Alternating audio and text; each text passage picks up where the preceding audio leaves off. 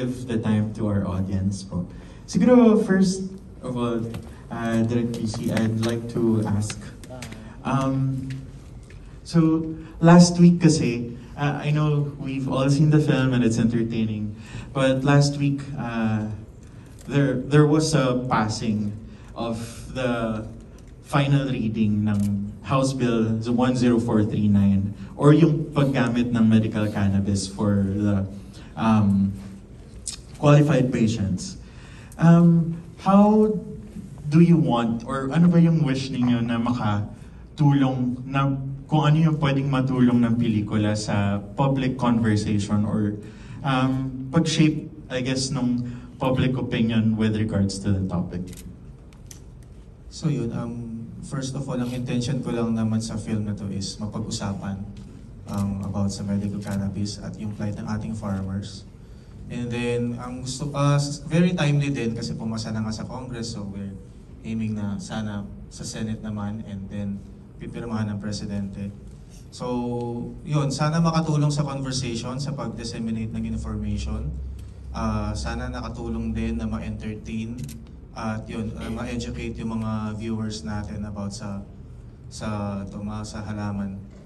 Yun, sana na-break din yung stigma and yung misconceptions about the said plant. Thank you, Direk. And I hope pwede natin pag-usapan yan later about stigma or our thoughts about the said plant. Pero siguro I'll move to the actors. And to the left. pass to the left. Sa actors po natin si Sir Perry, si Sir Dong, tsaka si BJ. Gaano po ka-importante sa inyo or ano ba yung mga questions sa tingin ninyo na nasagot sa inyo, sa experience ninyo while portraying these sectors na pinakita sa pelikula? Specifically, syempre yung mga farmers na pinortray po ninyo sa pelikula. Paano ba natin simulan? Yeah, nung nag-zoom pa lang kami nila Team at saka ni PC. Of course, naipadala na yung script at saka binasa ko na siya. Then, ang sabi ko sa kanila, sa Bisaya kasi merong tinatawag na baruganan, stance. Ano ba yung baruganan ng pelikula? Ipupush ba siya or hayaan lang siya na pag-usapan? Then, sabi naman ni BC na itong pelikula natin ay katulong kayong lahat dito kasi mag-i-explore tayo. Okay, sabi ko sa kanya, then, okay, sama ako.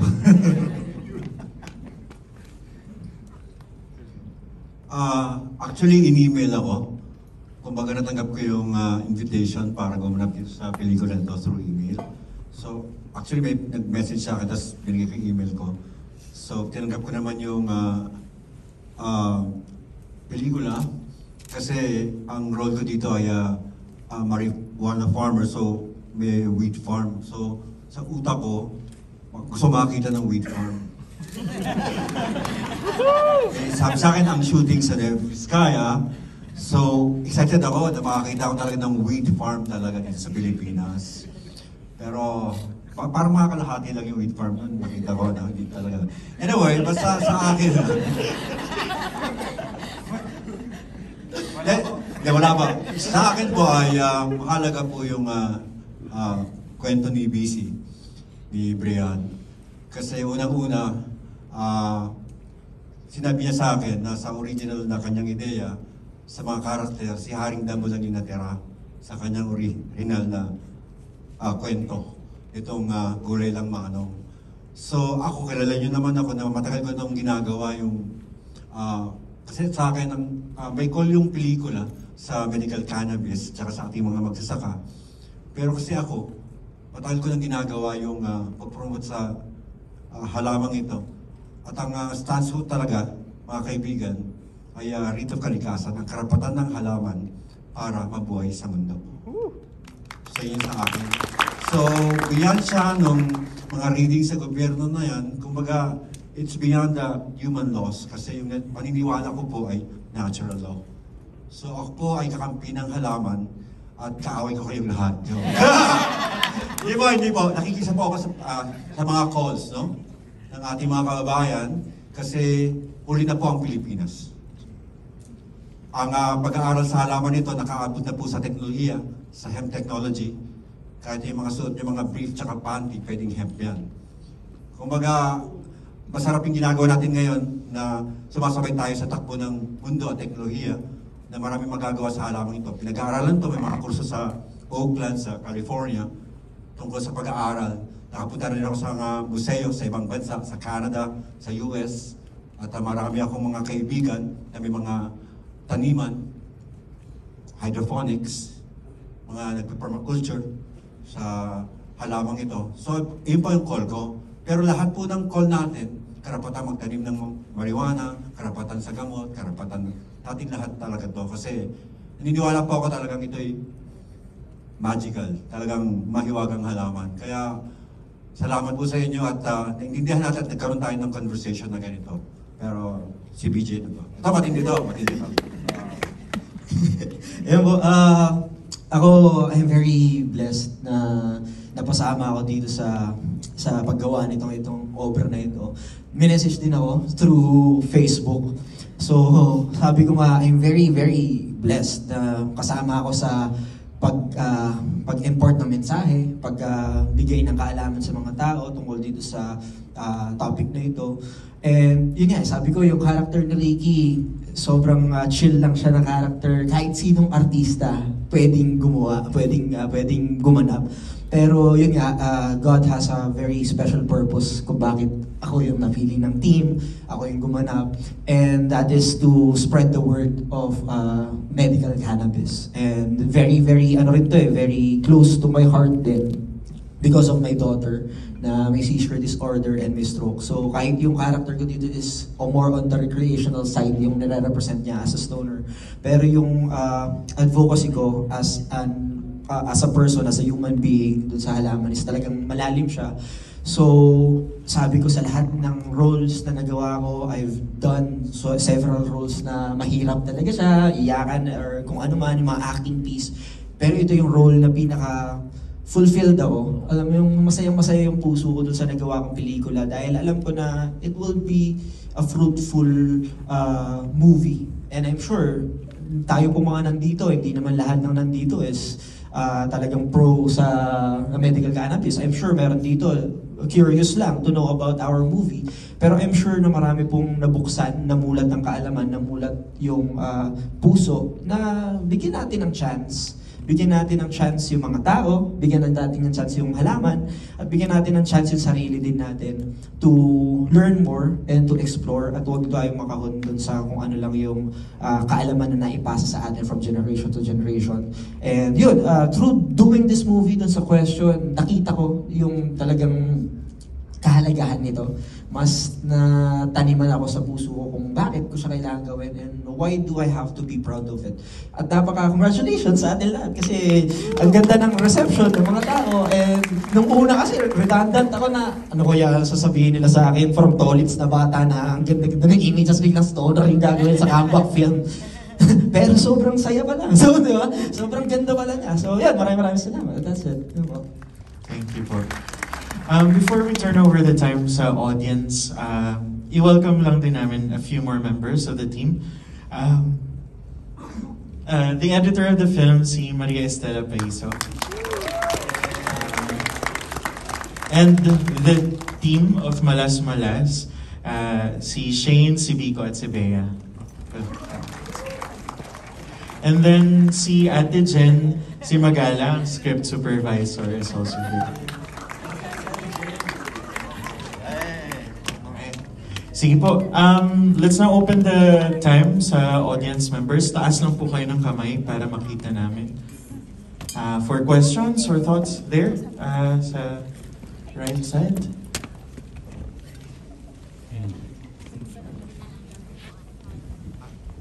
Good afternoon po to all production team.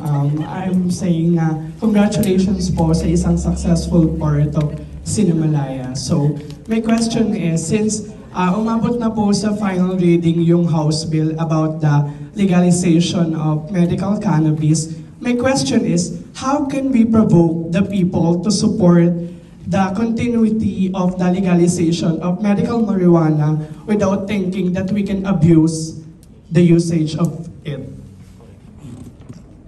Anyone? Si Bogs daw po ang sasagot.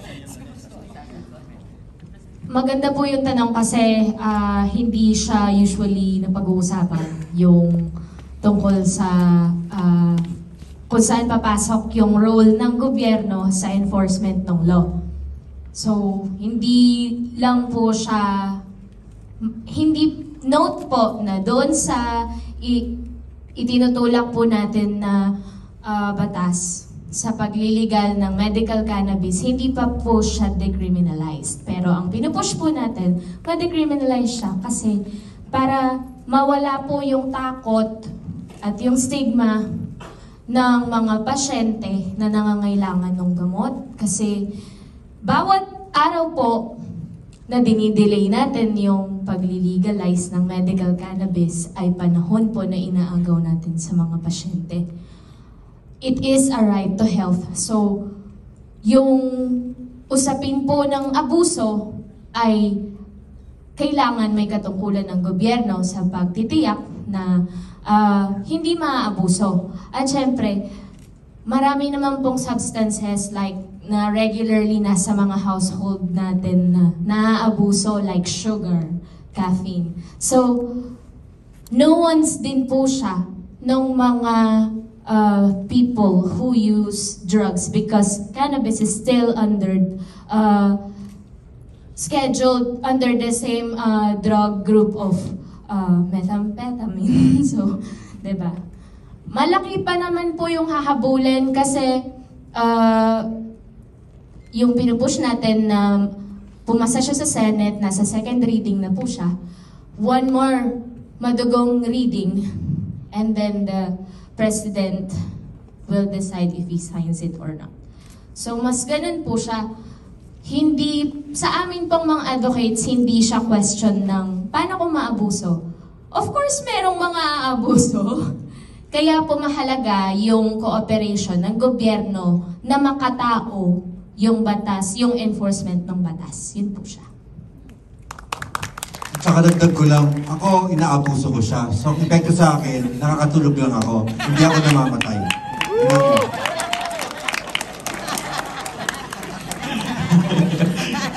Let's go peaceful sleep. Ayun. On the left? Sa taas?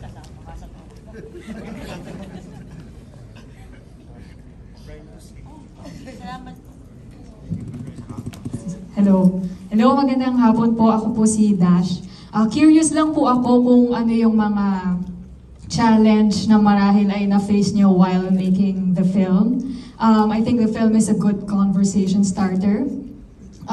But I'm curious if you received any pushback from people on the other side of the fence, and I'm curious how you addressed that. So, ayun po, ano po bang mga naging challenge nyo this advocacy side ng pelikula?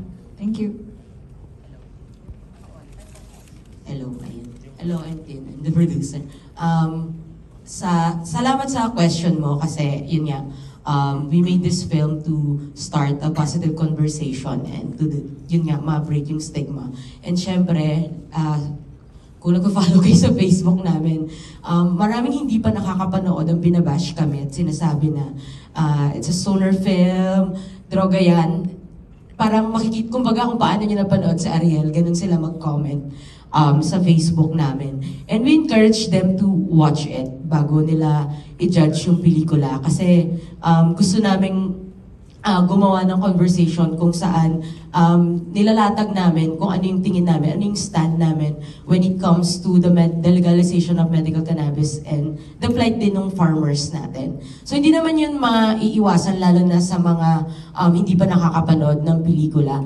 Kaya sa mga nandito po sa inyo ngayon na narinig kaming magsalita, we encourage you also to help us na ipalaganap pa yung pelikula na tungkol saan ba yung pelikula. Kung ano yung tingin nyo dun sa pelikula, sana i-share nyo rin siya sa kamag-anak ninyo, sa kaibigan ninyo. Ayun, may additional screening po kami bukas, 11 a.m.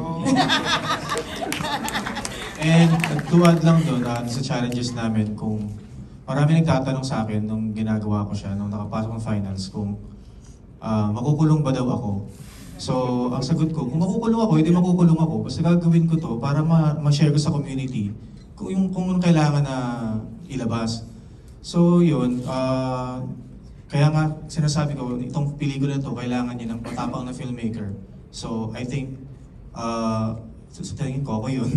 So, kaya ako nagawa ito. At meron naman tayong support up from different organizations and all.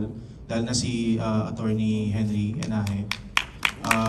Siya yung nag-support sa amin na nagko-consult kami sa kanya legally. So yun, so di naman masyado nagka-problema. Kung magkaka-problema pa lang kami, baka in the future. Kaya kailangan namin na supportan niyo if ever. Thank you.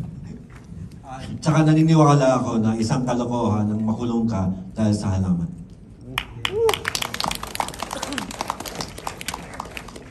Here?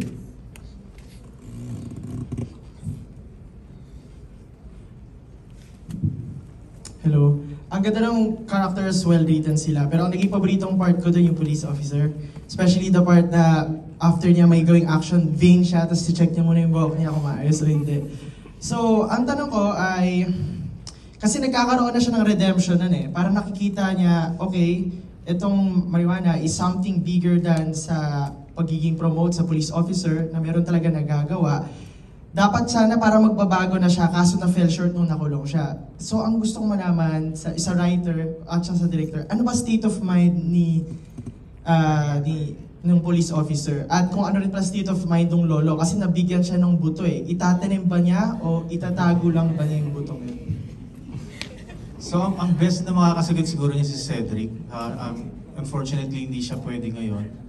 So, sa state of mind ni Ariel, kung I'm gonna put myself on Ariel's shoes, kasi alam ko yung the way I wrote the character, marami siyang pinaghuhugutan, marami siyang ganap sa kanyang sarili.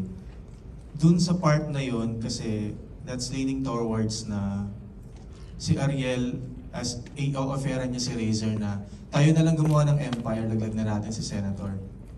Yun ang dapat, para sa akin, yun ang mindset ni Ariel. Kasi nakita niya yung potential and all para sa father niya, nakita niya yung medical use.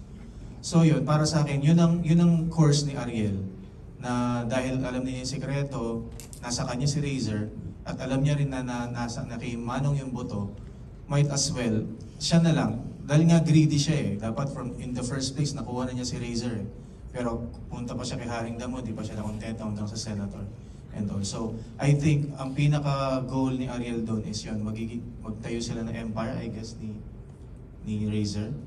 So, dun kay Manong naman, Manong, tatanim ba natin yung... Yeah, gumawa kami ng 4 na endings, pero yun, sila ang bahala. Sabi ko, 4 na endings, bahala kayo kung anong gusto nyo. Nag-shoot nga kami ng 4 na ending at yun, walang ending. Para hindi mahirap. So may in-embrace yung buto, smile, and or yung magulay, both, at saka yan. So parang naging open lang yung ending para depende sa moral compass mo yun kung anong tama para sa'yo, kung ikaw personally natatakot kayo itanim or kung ikaw gusto mo itanim siya, it's up to you to think about it. Okay. We have time for 2 more questions. Uy, grabe. Dapat po naging sumasagot. Magandang hapon po. Sa lahat po ng mga nandito, nakasama po nila yung pamilya nila na nanonood. Palakpakan po natin yung mga kasama po yung pamilya. So sabi po dito, may papanalo lang natin ang laban ng marijuana kapag naipanalo na natin to sa ating pamilya. So ang tanong ko lang po, 2 tanong actually. Yung una, may chance bang ma-Netflix itong uli lang mga Kasi marami hindi nakapanood eh. So gusto nila mas malawak na reach. May chance po ba? Kung may taga Netflix po dito ngayon nanonood, ang email address ko, ang plano talaga namin sa distribution ng pelikula ay ma-reach as much as people who needs access to the film. Yun. Hindi lang sa community but outside the community as well. Sa mga eskwelahan, LGU, Marami na para rin. Yes. mapag-usapan lalo. Kasi Yes. mismo hindi nakakaintindihan. Opo. Correct po yan. Siguro kay Manong Dong Abay, matagal na tayo nagsasama. Nasasabi nyo kanina, masyadong mabagal yung Pilipinas o delita tayo. No? So ang pinakatanong siguro po, ano nga bang kailangan magbago para maging malaya yung cannabis sa Pilipinas? Mahalin natin yung halaman. Yun talaga yung una eh. Kumbaga, yung lahat ng negatibo na alam natin sa kanya dahil meron tayo inisil sa utak natin eh, na masama talaga siya, para lang siyang shabu. So, wala na siya sa dangerous drugs list, di ba? Since last year.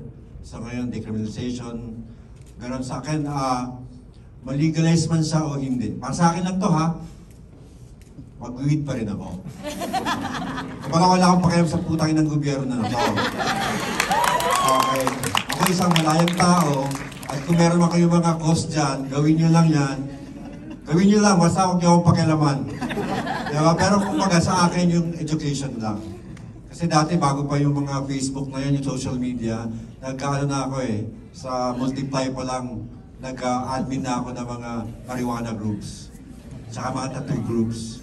So mahilig talaga ako mag-educate ng mga tao sa halaman na to. Hindi ko na rin at saka ang komunidad natin yung ating lumalawa kasi. Kasi dati dalawa lang kami nagtutubi, ngayon tatlo na kami. Parang ganon. Sa akin nakakatulong kasi unang-una mga kaibigan, gamot ko po siya. Inisip ko po siya nung simula akong gumamit nito nung sa tingin ko high school pa lang ako, second year high school. So tinuloy ko lang. Nagtry ako ng once ng shabu pero hindi ko nagustuhan. Pero kumbaga tuloy-tuloy ko hanggang ngayon. So, hindi, isa akong patotoo. Kasi hindi po ako nagkakasakit. Wala po akong medication. So, araw-araw po akong nag-weed. So, yun na yung pong buhay ko, lifestyle ko na rin to, at wala po akong pakialam, at alam ko lang, kaya ko pong tumambling na matindi. Kaya kong maging Carlos Yulo ng weed community. Yun lang yun. Okay ba? Pero pagpatuloy natin yung kamalayan, mag-usap tayo mga kaibigan, yung kamalayan, actually yung kamalayan ng halaman. Kasi totoo lang, para sa akin, pinangalanan ko siyang halaman ng Panginoon. Yun lang po. Siguro mag-add up ako ng konti po, no? Bilang kabataan, bilang Gen Z naman. Dahil syempre, yung mga unang panahon, we are deprived of knowledge because of the control ng government, control ng mga tao, na kung sino lang yung may karapatan na malaman kung ano yung katotohanan, yun lang.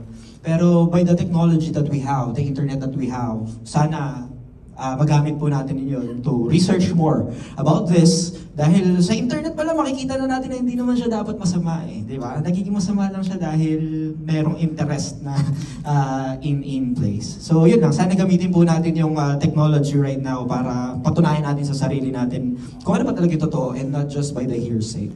Tsaka magbasa tayo, Wikipedia may portal po ang cannabis. So puntahan niyo yung Wikipedia portal, yung history niya, yung mga nangyayari, mga teknolohiya, mga eskwela, turo ng kaalaman tungkol sa cannabis, yung pagtanggap ng mga tao dito. May portal po ang cannabis plan sa internet. May mga telepono naman kayo, magbasa tayo, at turuan natin sarili natin, ikalat natin yung impormasyon, ibahagi natin sa ating kapwa, na yung kamalayan na ito na hindi siya masama. Yun lang po yun. Thank you. Last one.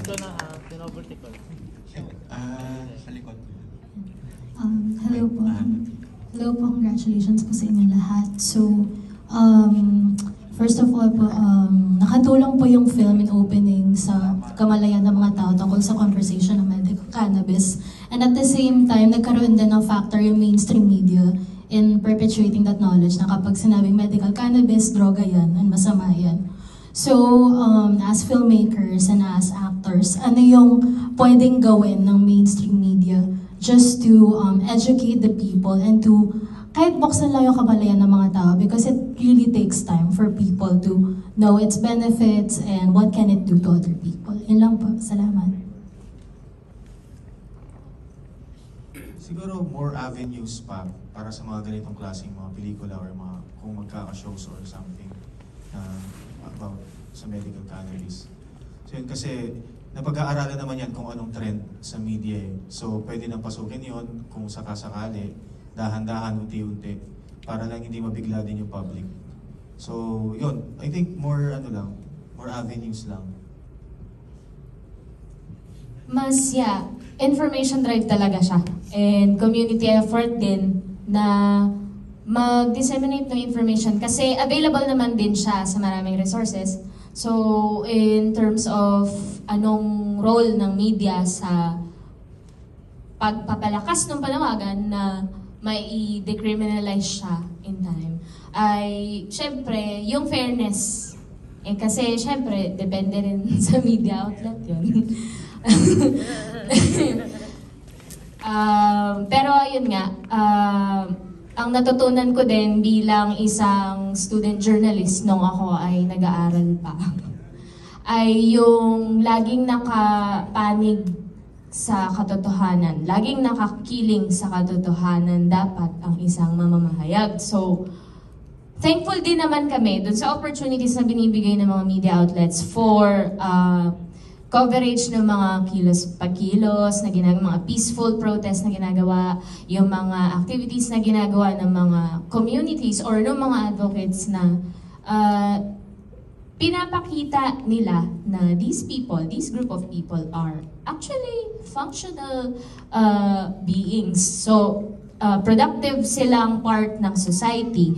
So, kasama rin sa panawagan namin as advocates, may singit ko lang, yung kasabay ng pag-legalize ng medical cannabis ay pag-decriminalize nito dahil ang dami pang mga non-violent cannabis offenders na nakakulong hanggang ngayon. Marami sa kanila, mga artists, mga successful din na tao sa bago sila nakulong. So, di ba, imagine the opportunities, the time that we are taking from them.